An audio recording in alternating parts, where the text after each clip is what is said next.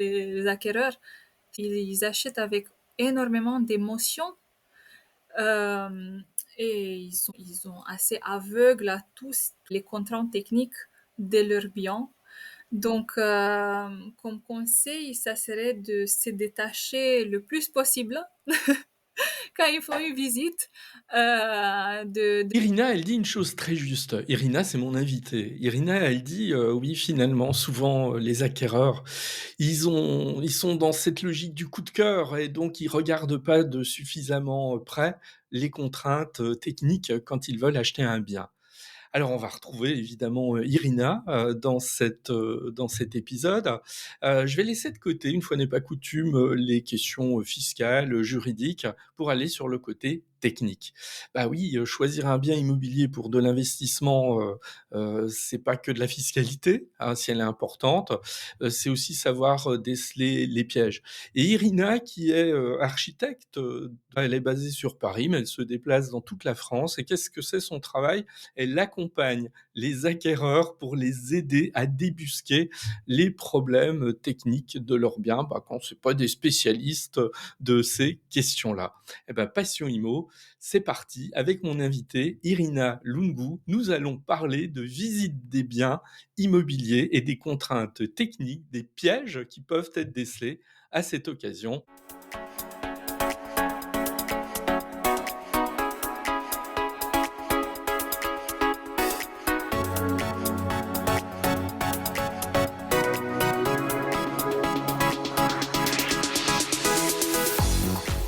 Bonjour Irina.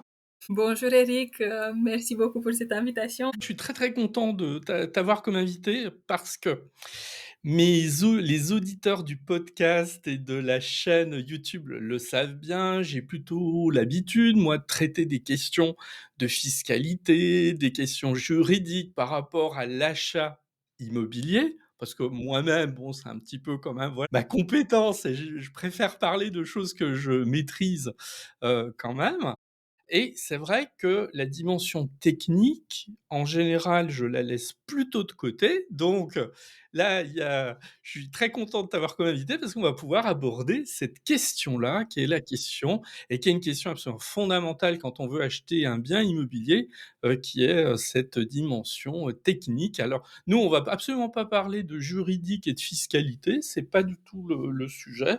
On va rester sur ce créneau. Alors, ben, Irina, dans un premier temps, je vais te demander de te présenter, de nous expliquer un petit peu ton parcours, voilà, qui t'a amené il y a quelque temps à créer ton propre cabinet, hein, si j'ai bien compris. Tout à fait. Voilà. Eh ben, je te laisse la parole. Bah, merci Eric. Alors, je suis architecte avec plus de 6 ans d'expérience. J'ai commencé il y a très très très longtemps, en faisant un peu le tour de l'Europe. J'ai travaillé un peu partout dans 6 pays différents, en Pologne, en Roumanie, en Italie, Espagne, Pays-Bas. Aujourd'hui, je suis à Paris. Sur Paris, j'ai travaillé notamment sur des projets assez emblématiques comme le musée des Invalides, le centre Pompidou, l'école polytechnique, la gare Villejuif sur la ligne 14. Ah ben voilà, aujourd'hui, j'ai formé mon agence, j'ai créé mon agence dans le 8e et j'ai une approche assez complète sur l'architecture grâce à mon expertise, à la fois assez technique et créative. Et je fais une partie, je prends en charge la partie de début d'achat immobilier, comme on va parler aujourd'hui. On va y venir. Du coup, mon rôle, c'est de venir et m'assurer que le bien, il est dans un bon état, que les travaux, ils vont pas aller au-dessus du budget. Alors, on va venir à tout ça parce que c'est un petit peu le ouais, c'est le sujet. On en avait un peu discuté au téléphone, tu es originaire de Roumanie, hein, c'est ça? Oui, c'est ça. Et voilà, tu es venu en France, il y a déjà, pas mal de temps, hein, de fait. Alors moi, ma première question, avant vraiment qu'on aille dans le détail, hein, de cet accompagnement que tu proposes aux acquéreurs, parce que c'est un petit peu ça quand même. Mhm. Qu'est-ce qui t'a amené à un moment donné à te dire: «Bon, bah, je vais quitter, quelque part le confort», parce que j'imagine il y a un certain confort de travailler dans des cabinets d'architecture, traditionnels et de dire: «Bon, bah, voilà, je vais me mettre à mon compte et je vais proposer mes propres services». Qu'est-ce qui t'a amené à avoir cette, démarche? J'étais toujours, extrêmement passionnée par l'architecture. D'ailleurs, j'ai, mon projet de fin d'études, il a gagné, il était élu comme un des les plus bels projets de tout pays. Ah bah, bien. Donc, quand j'ai commencé, j'avais déjà mon style et je l'ai perfectionné, au fur et à mesure, dans les bureaux assez haut placés à côté des architectes, stars architectes. Voilà et après un petit moment passé dans tous ces bureaux, je me suis dit que c'est le moment de me détacher un peu et créer ma propre structure. D'accord, ouais. Mais je suppose que tu as vu qu'il y avait un besoin quand même de la part des c'était quoi le déclic, ce déclenchement pour proposer tes services? Des expériences auxquelles tu as été confronté? Des gens que tu connaissais qui ont eu des difficultés à choisir un bien sur le plan technique?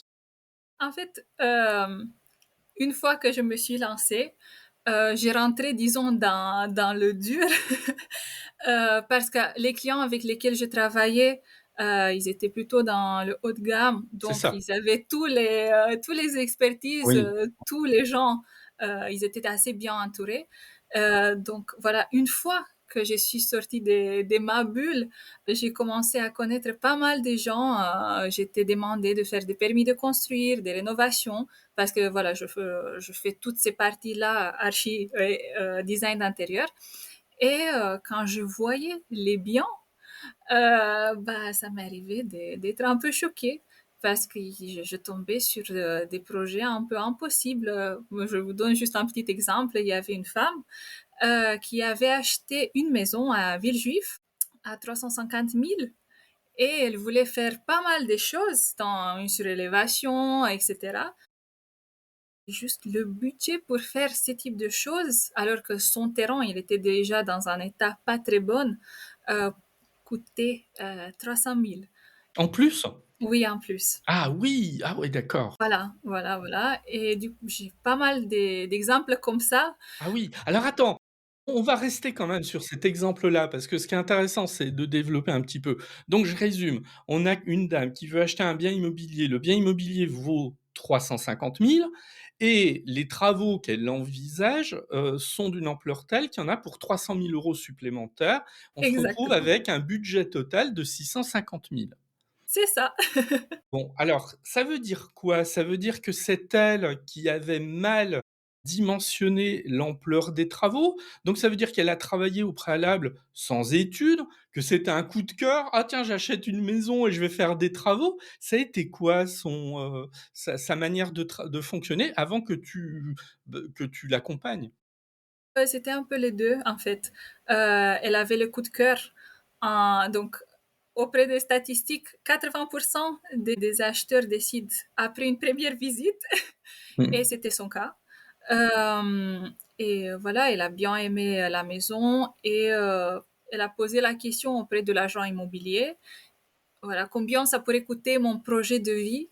Et l'agent immobilier, il a dit, ne vous inquiétez pas, ça va pas aller plus de 100 000. Et voilà, elle avait ce type de budget en prévision. D'accord. Donc ça veut dire que quand elle avait eu ce premier contact avec l'agent immobilier, elle était sur un budget de 450. Voilà, c'est ça. Ouais, c'est ça, 450. D'accord. Après, comment elle te contacte? Comment ça se passe? Oui, j'étais recommandée, voilà, j'ai un petit réseau déjà. D'accord, ouais. Donc elle te contacte et comment ça se passe concrètement? Tu vas sur place? Comment tu travailles à ce moment-là? Parce que c'est ça qui va intéresser, les gens qui nous écoutent, c'est comment concrètement les choses, se passent. Et pour rester sur ce dossier-là, parce que c'est celui qui m'intéresse pour l'instant. Bah, pour ce dossier-là, je vous dis, j'étais déjà contactée pour faire le permis de construire, donc je voyais d'autres types de choses. J'ai regardé d'autres types de choses, voilà, avec quel type d'ingénieur il faut parler pour voir l'état du sol, ces Mmh types de mh. choses. Mmh.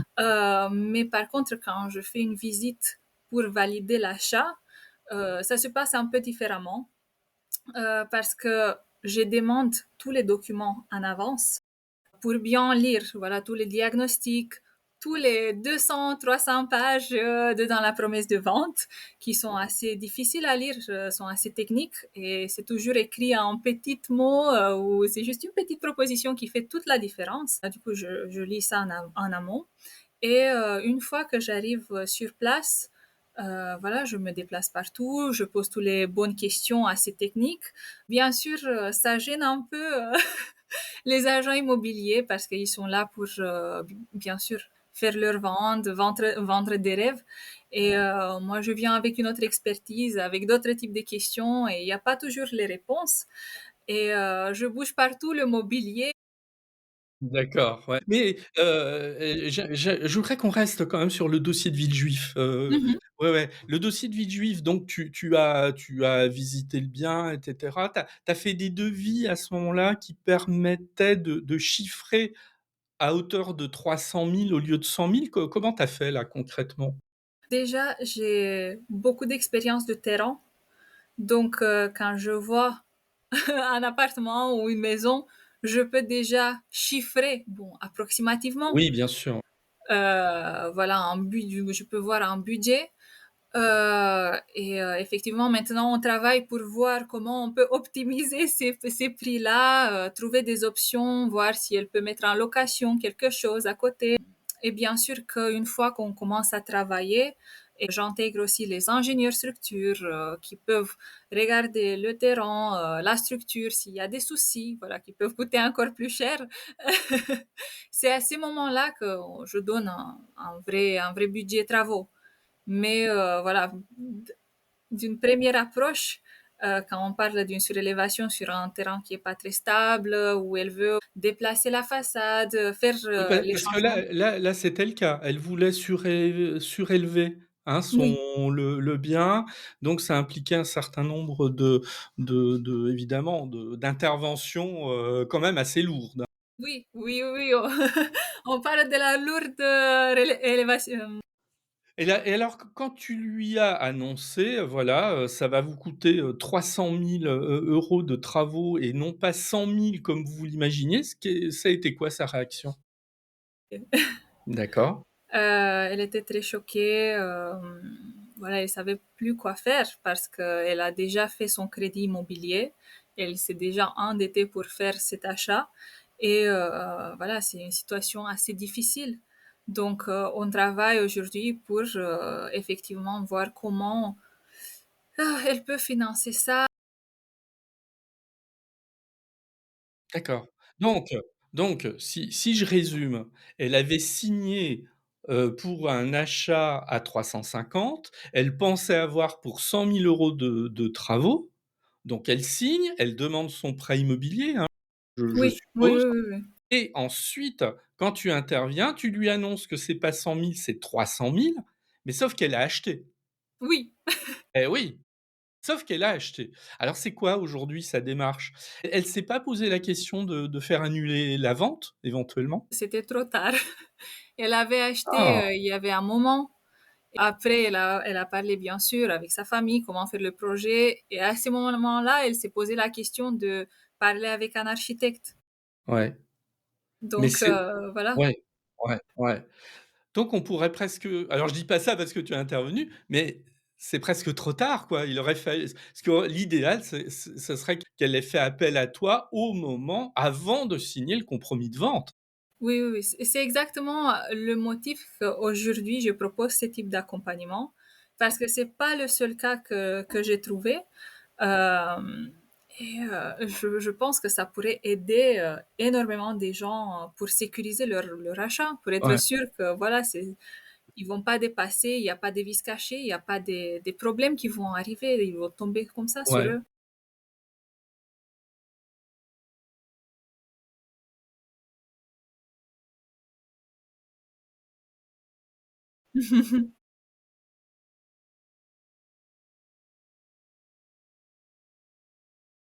Mhm.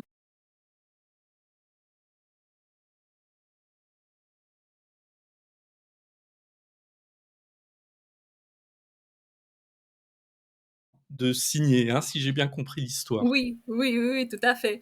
Alors, c'était, un appartement, un très joli appartement. Pour qu'on situe un petit peu, on est dans quelle ville? On est toujours sur Paris, On est sur Paris, d'accord. L'appartement coûte, combien?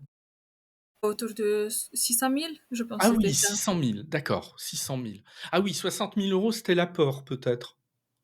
Oui, 60 000 extra. D'accord, OK. Donc on est sur une acquisition à 600 000 dans quel, coin de Paris? À peu près, hein, c'est juste que ça permet de visualiser les choses. Plutôt, 14e. D'accord, dans le 14e. Heu, Qu'est-ce qu'il veut en faire? Pour de l'investissement ou pour son habitation Non, principale? pour leur habitation, D'accord, pour son habitation principale. Donc voilà. j'imagine qu'à ce stade-là, l'appartement lui plaît, tout convient, hein, j'imagine? Voilà, et donc toi, tu arrives. Qu'est-ce qui te demande à ce moment-là? Parce que là, on pourrait se dire que sa demande, elle est moins, comment dire? Moins pertinente quelque part, dans le sens où il veut pas mettre en location, il veut peut-être pas faire de gros travaux, je sais pas, voilà. Alors pourquoi il fait appel à toi à ce moment-là? Je pense que c'est le cas, quand elle m'avait fait, appel pour, la troisième visite. Juste pour être sûre à 100% que son bien, il est en bon état. Elle avait déjà le coup de cœur, elle s'imaginait dedans et s'est projetée, à chaque jour. Et en parlant avec ses amis, je pense une personne lui avait dit, voilà, je connais Irina, elle peut venir t'aider, voilà, pour t'assurer que le bien, il est dans bon état. Ouais. Voilà, c'était juste une idée, qui est venue comme ça. Oui, c'était vraiment pour se rassurer avant de signer. C'est ça, c'est ça. Bon, Elle était prête à signer. d'accord. Alors toi, tu arrives et qu'est-ce que tu, constates sur ce dossier? Quand j'arrive, bah, encore une fois, j'avais déjà lu tous Oui. les documents et j'avais déjà mes doutes, mes questions. Donc une fois que j'arrive, Pourquoi, je suis désolé, mais moi j'aime bien les détails, oui, mais pas de souci. pourquoi tu avais un doute à la lecture des documents? Et quels documents? Qu'est-ce qui t'a mis un doute à la lecture des documents? Dans la promesse des ventes, Ouais, c'était écrit, je sais plus exactement, c'était écrit une fois qu'il y avait des inondations. Euh, les inondations et encore quelque chose. Il y avait des petites choses qui me posaient des questions, d'accord. comme ça. Dans les fiches de copro, je pense, les charges, c'était quelque chose de cette nature-là. Voilà. Oui, oui, oui, c'est ça. Ouais, je lis tous les documents et ensuite, j'imagine, voilà, ça, c'est un peu bizarre, Ouais. Mmh. voilà. Mmh. Mais bon, encore une fois, au moment quand j'arrive, c'est, le moment quand tout se dévoile. Et donc là, tu arrives et qu'est-ce que tu constates? Qu'est-ce qui pose problème dans Ah! l'appartement? Et ben, j'arrive et je suis amenée par, l'agent immobilier, tellement gentil d'ailleurs. Elle nous montre, voilà, toutes les pièces et le moment quand, je suis laissée un peu faire mon travail, je commence à constater, pas mal de taches, sur les murs, des taches qui m'ont interpellée beaucoup Mmh. parce que l'appartement, il était refait à neuf. Oui. Heu, c'est ça. D'accord. Et voilà, je commence, à regarder partout, sur le sol, les pentes, voilà, il y a pas mal des petits trucs. J'avais dit une fois que c'est comme une liste de 100 points des contrôles Mmh à mh. faire une fois Mmh. que je suis là. Hem et je regarde, je constate que le mur, les murs extérieurs, ils étaient assez mouillés, qu'ils ont commencé, à avoir de la moisissure. Moisissure qui était cachée par un placo. Alors à l'intérieur, il y a de la moisissure qui avait été camouflée par des plaques de placo. C'est ça? Des D'accord. placos, tellement bien faites, heu, on dirait même pas quand on regarde, comme ça l'appartement, on dit qu'il est propre, qu'il est bien rénové, mais voilà. et tu penses que c'est les vendeurs qui avaient caché, qui avaient, volontairement camouflé, ça? Ça, tu Je sais peux pas? pas dire, je sais pas, ça peut être le propriétaire, Ouais, je vais me permettre une parenthèse. Ton histoire me fait penser à quelque chose qui est un arrêt de la Cour de cassation, donc qui date, hein, déjà, où on avait mmh des mh. vendeurs qui savaient qu'il y avait des termites qui, grignotaient, voilà, les des dont le bois, des charpentes. Et Mmh. qu'est-ce qu'ils avaient fait? Ils avaient recouvert de plaques les charpentes pour cacher pendant la visite la présence des termites, et donc le l'acheteur avait, bah, il avait acheté de bonne foi. On était avant les enfin, on était hors zone thermite, donc il y avait pas, voilà, il Mmh. y avait pas lieu de faire de contrôle à ce niveau-là, et une fois que le propriétaire a acheté, il a enlevé les plaques et il a vu que, bah, c'était bouffé par les termites, voilà. Alors lui, il a fait annuler la vente. Ah Ah d'accord. oui, il a fait annuler la vente, et c'est la raison pour laquelle je me demandais si c'était les vendeurs qui avaient caché, les moisissures, par des plaques. Bon là, tu sais pas, mais on en revient donc à ton histoire où tu découvres ces moisissures derrière les plaques. Oui, et encore une fois, je me plains pas vraiment des agents immobiliers. C'est leur travail de présenter n'importe quel type de bien et d'essayer de le vendre. Après, chacun fait comme il peut, chacun, voilà. Oui, puis, moi je vais rappeler un truc, hein, c'est-à-dire qu'un agent immobilier n'est pas tenu à avoir l'expertise d'un professionnel du bâtiment, Oui, c'est hein, ça. et ça, c'est un rappel de la jurisprudence, que ce soit les cours d'appel ou les cours de cassation le rappellent régulièrement. L'agent immobilier, c'est pas un professionnel du bâtiment, c'est pas un architecte, ce n'est pas un fiscaliste, ce n'est pas un juriste, voilà. Alors il a une tâche, hein, de mettre en relation un vendeur et un acquéreur, mais tout cet accompagnement n'est pas de son ressort. Voilà, donc je peux même pas blâmer, Oui, c'est ça. l'agent immobilier ici, hein. C'est que peut-être qu'il aurait pu poser des questions, ça je sais pas, puis on va pas noircir le tableau, mais en tout cas, alors tu fais cette découverte, je suppose que tu en informes le futur potentiel acquéreur. Ah oui, bien sûr. Je commence à parler de ce type de choses. Ensuite, je regarde, voilà, je regarde plus, je regarde derrière, le mobilier, je commence à bouger tout autour. Voilà, je dis, à mon client: «Je pense pas que c'est une très bonne idée, cet appartement». Voilà, parce que si on prend juste cette chambre, je vais vous dire un peu plus, il y avait 2 chambres et il s'imaginait avoir un enfant un jour, Ouais, ouais, j'ai dit parce que les gens, ils se posent pas beaucoup de questions quand il y a le sujet de moisissure. En général, on se dit, il y a pas de souci, mais il y a différents types de moisissures et là, c'était, le cas un peu, déjà avancé d'accord. et voilà, être exposé à la moisissure, ça donne des très graves de santé à la fin. Donc c'est bien d'échapper ce type de biens. Oui, non, non, mais complètement, ouais. Voilà, donc je lui avais dit, voilà, ça peut te coûter, plus que tu avais prévu déjà. Juste pour réparer cette zone, ça va te coûter, plus, 60 000 si je me rappelle bien. Ouais. En plus, c'est-à-dire s'il avait acheté, il aurait dû faire des travaux supplémentaires à hauteur de 60 000 €. Oui, juste pour Pour ça, régler pour cette ce problème de partie-là. moisissure. Voilà, et ensuite, si elle voulait mettre, de l'isolation, voilà, tout ce qu'elle s'envisageait à faire, bah, le chantier, il montait assez vite et du coup, elle était hors budget. D'accord, OK. Donc il a pas acheté?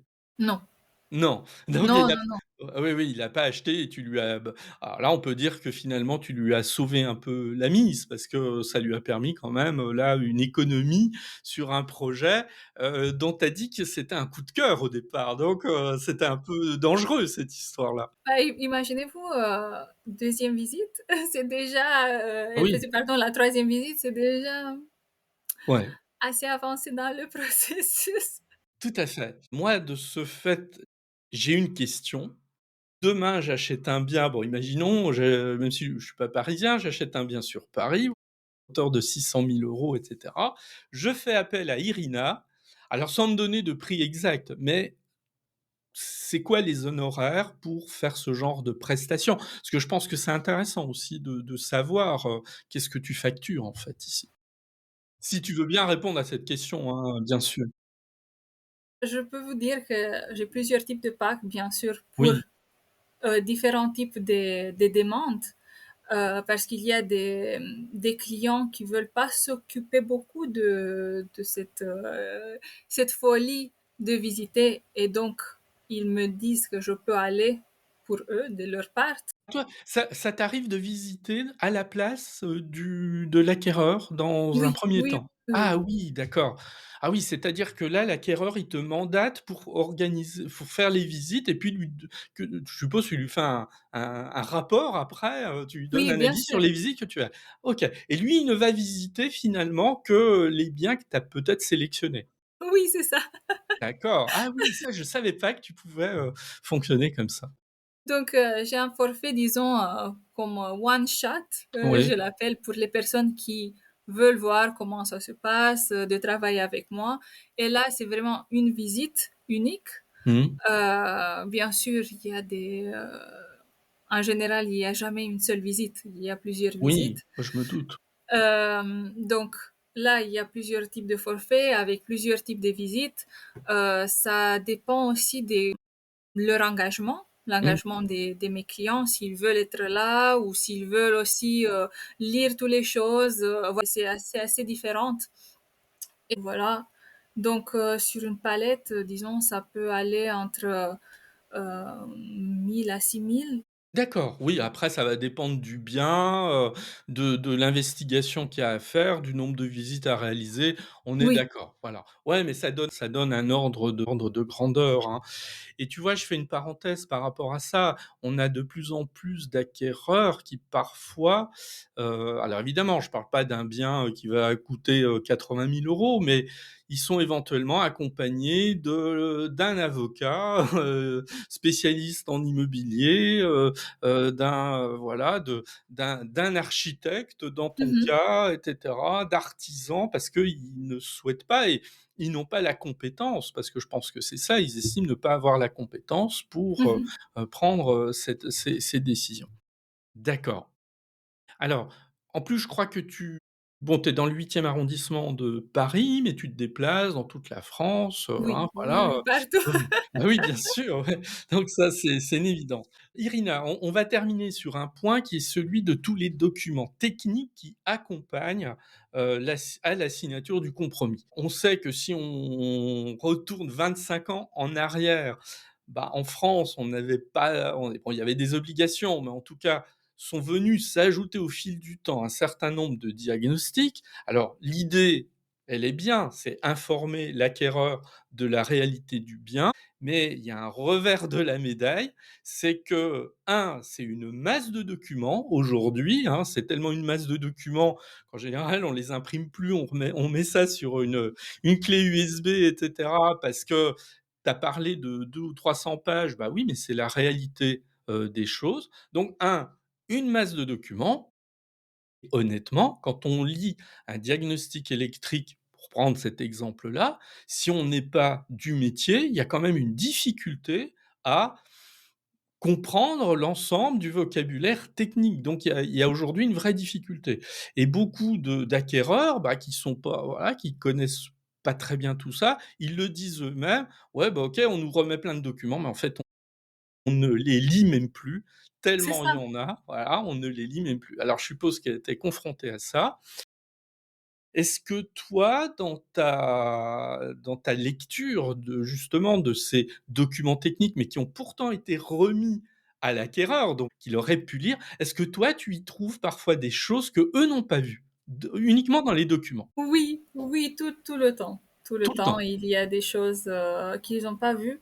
Et c'est ça, en fait, le problème, c'est que pas tout le monde a cette compétence technique Ah, et c'est normal. bah, c'est évident, ouais. Ouais. Voilà. Et quand on est des métiers, moi, comme j'ai autant d'expérience sur les chantiers, expérience de terrain, Mmh. je peux assez facilement trouver déjà les points faibles. Et c'est ce que j'ai voulu aussi dire parce qu'il y a pas mal de gens qui se disent que, OK, on peut régler nous-mêmes avec un artisan ou avec d'autres types de métiers. Mais c'est ce que je dis toujours à mes clients, c'est qu'un artisan, il va toujours proposer les choses standards. Il va pas aller au-dessus de c'est ce qu'il voit. Il va te dire très standardisé, voilà, je peux te faire une cuisine, je peux te faire un carrelage, ça c'est pas joli, on peut tout péter. Et quand il y a un architecte, voire moi quand je viens sur place, je peux matcher déjà leur vision de vie avec le bien, voir si ça colle ou pas, et mm, mettre en avant les petits défauts, les défauts du bien, et voir si à la fin ça vaut le coup d'investir. Mmh mh. Oui, mais ce que tu es capable de faire tout simplement parce que tu as l'expérience, qui te permet de suppléer au manque d'expérience, bah, de l'acquéreur, néophyte, ce qui est tout à fait, ce qui est tout Oui, et j'ai voulu juste dire vas-y, vas-y, excuse-moi, je t'en que prie. la chose qui est aussi très importante, c'est que moi, je viens pas de la part de, voilà, de la vente. Je suis à 100% côté acquéreur. Oui. Donc, j'ai zéro intérêt, voilà, de lui dire d'acheter. Ouais, tout à fait. Oui, toi, tu es là, tu défends les intérêts de l'acquéreur exclusivement. Donc, tu pas, comme, je m'en excuse auprès des agents immobiliers, mais c'est leur travail. Tu n'es pas à défendre les intérêts et du vendeur et de l'acquéreur, ce qui est le travail de l'agent immobilier. Il donne pas la préférence à l'un ou à l'autre, il défend les intérêts des 2. Toi, tu accompagnes le travail, ici, de l'acquéreur, en tout cas la connaissance de l'acquéreur exclusivement. Oui, c'est ça. Même si après, parfois, il y a des gens qui veulent faire des travaux avec moi, ça, il n'y a pas d'engagement. Bien Je fais sûr, les ouais, visites avec eux, je les aide. Après, s'ils veulent se débrouiller eux-mêmes ou il n'y a pas de travaux, ouais, tant mieux, voilà. ouais, mmh, ouais, ouais. Et sur cette, alors je suppose, hein, mais après peut-être que c'est moi qui suppose mal, je ne sais pas. Je suppose que tu as peut-être, des une prestation où finalement tu te contentes de la lecture des documents techniques, pour le compte de l'acquéreur? Non, ça arrive ça qu'on te demande exclusivement de décortiquer les diagnostics, de dire ce que tu penses de ces diagnostics? Alors, je fais pas ce type de choses. Quand je prends une mission, je la prends Oui, c'est en complètement. tot Oui, c'est ça.